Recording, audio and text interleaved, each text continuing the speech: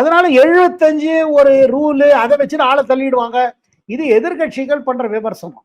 அப்ப பார்க்க போனா எல்லா அதனால பாருங்க இங்க பாருங்க மோடி அவர் பாருங்க எப்ப வேணா பைத்துக்குன்னு கிளம்பிடுவாரு. ஆனா கட்சி விடுமா அவரை? கட்சி தொண்டர்கள் விடுவாங்களா?